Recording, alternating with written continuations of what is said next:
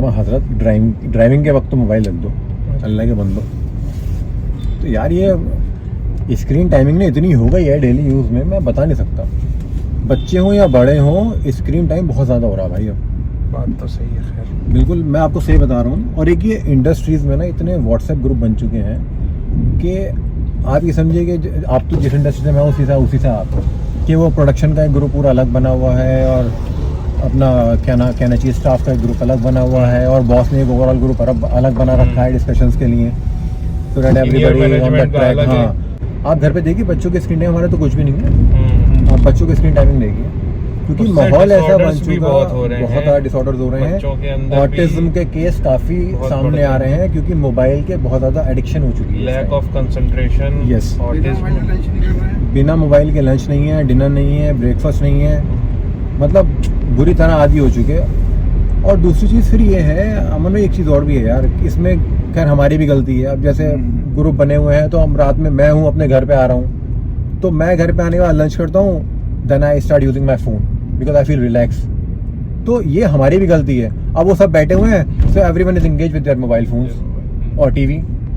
So that is something we need to avoid यार, लेकिन वो हो नहीं पाता।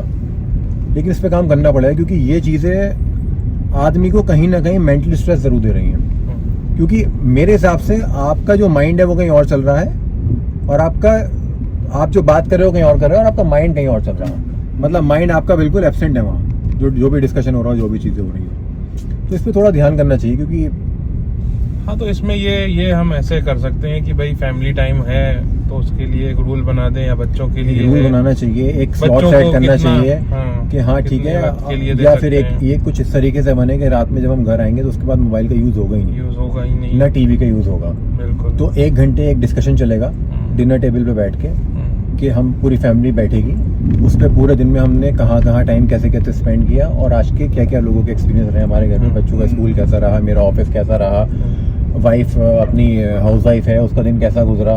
तो ये डिस्कशन होना बहुत ज़रूरी है। अच्छा, उसमें हमें ये पता चलेगा कि हमारे बच्चे किसी परेशानी से तो नहीं गुजर रहा है। क्योंकि कुछ चीज़ें ऐसी होती हैं कि मोबाइल में लगने के बाद हमें पता ही नहीं होता कि हम अपने बच्चों की नहीं सुन पाते। क्योंकि मैंने बहुत से पेरेंट्स को आजकल ये देखा है कि अगर बच्चे कुछ बता रहे हैं तो वो मोबाइल में इतना लगे हुए, उनको पता ही नहीं एग्जैक्टली वो क्या कह रहा है। उसने हाँ हूँ करी और बात खत्म हो गई, और बच्चे को लग रहा है कि यार मेरी तो कोई इंपॉर्टेंस ही नहीं है, और मेरी बात को लेकर कोई रेस्पॉन्सिबिलिटी नहीं है यहाँ।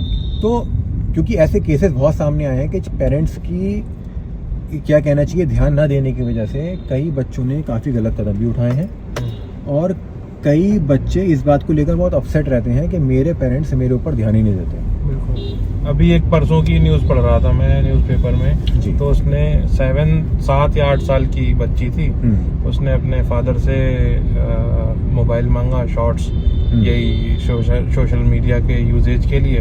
उसने मना कर दिया तो उसने सुसाइड कर लिया।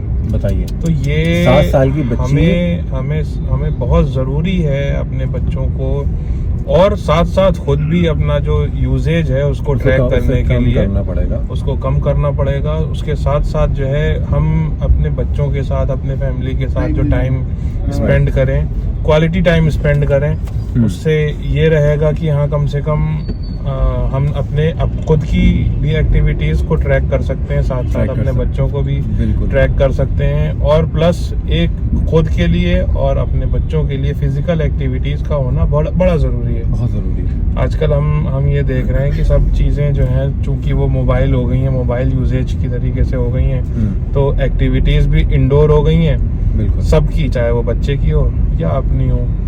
तो हमें इमेजिन कि एक 7 साल की बच्ची का माइंड कहाँ चल रहा है कि वो सुसाइड प्लान कर रही है। आप जरा सोचिए यार, 7 साल की बच्ची, अपनी आप एज देखो, जब आप 7 साल के थे तो आपको कितनी समझ थी उस टाइम पे? कुछ भी नहीं। और आज 7 साल की बच्ची सुसाइड अटेम्प्ट कर रही है। बड़े सोचने वाली बात है कि कैसे। और ये भी कहीं ना कहीं जो देन है, ये रील्स की देन है। हाँ बिल्कुल, ये सोशल मीडिया की देन है 100%, कि जहाँ तक बच्चे सोच पा रहे हैं। बड़ी हैरत की बात है, और बड़ा जिम्मेदार होना पड़ेगा पेरेंट्स को इस मामले में। बच्चों पे बहुत ध्यान देने वाली बात है, इसको नज़रअंदाज नहीं करना है।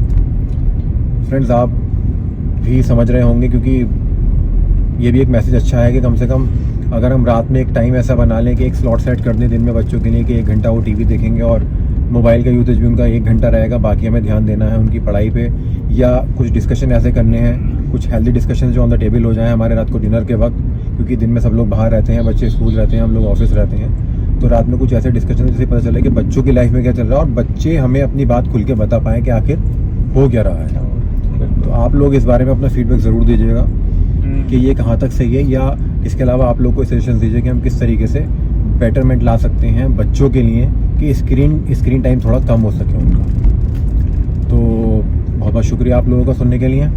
जज़ाकल्लाह खैर, अल्लाह हाफ़िज़, शब बख़ैर।